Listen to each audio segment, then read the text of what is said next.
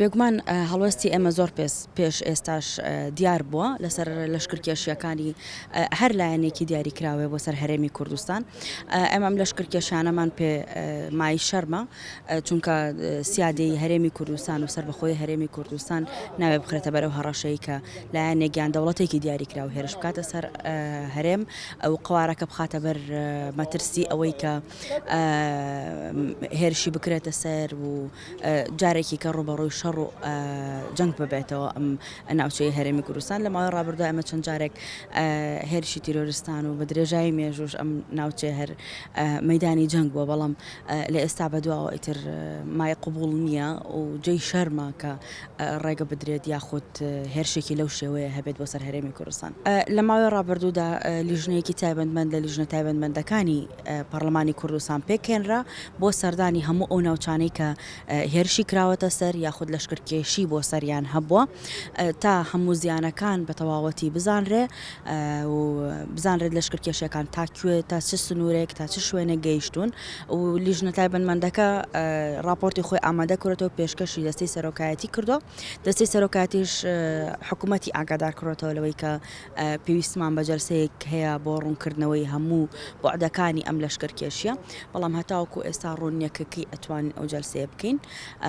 وکی حکوومەت ئامادەی ئەوەی ئەبێت کە لە پەرلەمان هەموو زانیاریەکان بە تەواوەتی بخاتە ڕوو و لیژنە تایبەتمەندەکەش راپۆرتی خۆیان بۆ ئێمەی ئەندامانی تر بخەنە ڕوو. خۆی بەڕاستیەکەی ئەوەی کە ئەگوزەرێ بێدەنگی تەواوەتی نییە ئەو دەنگ هەڵبڕینی تەواوەتیش نییە شتێکە لە نێوانی هەردووکیانە چونکە نەبە وازەحی هیچ لایەنێکیان قسەی تەواوی خۆیانیان لەسەرم لەشکرکێشیانە کردووە نەبە بە تەواوەتیش بێدەنگن و پەرلەمان کاری خۆی کردووەکو ئەرکی و پەرلەمانی ئەوەی ماوەتەوە ئێستا خۆتان نەزان کە پەرلەمان جهەیەکی تەنفیزی نییە جهە تەنفیزیەکە حکوومەتە و حکوومەت ئەتوانێ وەڵامدانەوەی هەبێ بۆ ئەو داواکاریانی کە پەرلەمان هەیەی و لیژنەکە راپۆرتی خۆی زۆر بە مفەسەڵی نووسیوە و پێشکەشیش کراوە و داواکاریەکەش بەرز کراوەتەوە نەک هەرتەنیا لەو لیژنەیە لەدایان ئەندامی پەرلەمانی تر داواکاری بۆ دانیشتێکی بەپەلەی پەرلەمان کراوە لەسەر ئەو بابەتە بەڵام هەتاوەکو ئێستا وەک پێویست حکوومەت نەهاتۆتە پێشەوە یاخود بڵین دەرفەت نەبووە حکوومەت بێتە پێشەوە و توانین جەلسەیەکی تایبەتمەند بەو بوارە ڕێک بخێن. بەڵێ ڕاستە لەسەر بردومانکردنی خاکی هەرێمی کوردستان دیارە ئەمە ئەتوانین بڵین حاڵەتێک نییە کە لە ڕابردوودا بوونی نەبێتوە لە ئێستا داما تاکە حاڵەتێک بوو بێدا یەکجار ئەم ڕووداوانە دووبارە بێتەوە بەدیدی ئێمە ئەمە پەیوەستە بەوەی کە دەکرێت ئەتوانین بڵین بە حکمی ئەوەی هەرێمی کوردستان بەشێکە لە خاکی عێراق و بەپێی دەستوریش دەبێت پاراستنی خاکی هەرێمی کوردستان لە ئەستۆی حکوومەتی فیدراڵ و لە ئەستۆی عێراقدایە بۆیە دەکرێت لە ڕوانگە دەستورێکەوە با پاراستنی خاکی هەرێمی کوردستان بە کۆی گشتی لێرەدا وەزیری خارجی عێراق بە هەمان شێوە حکوومەتی عێراق لێ بێدەنگ نەبێت. بەڵام ئێمە بەداخەوە ڕۆژانە ئەتوانین بڵین ئەم حاڵەتانە دەبیستین چی لەلایەن دەوڵەتی تورکیا و لەلایەن دەوڵەتی کۆماری ئیسلامی ئێران بە هەمان شێوە خاکی هەرێمی کوردستان بردومان دەکرێت و دەیەها هاوڵاتی سیڤیل با بڵێن بریندار و شەهید ئەبن و بەدەر لەمە دەبینی هێشتا ڕۆڵی دامەزراوەی حکوومەتی هەرێمی کوردستان بەپی پێویست نەیتوانیوە پارچەکردار یاخود وەڵامی هەبوو بێت لە بەرامبەر ئەو بردومانانەی دەکرێتە سەر خاکی هەرێمی کوردستان و بەداخەوە پەرلەمانی کوردستانیش نەیتوانیوە ڕۆڵێکی وها فعالی هەبێت کە بتوانێت لە ڕێگەی پەرلەمانەوە کار لەسەر ئەوە بکرێت بەڕاستی هیچ نەبێت بۆ نمونە باوا بڵین کە لەلایەن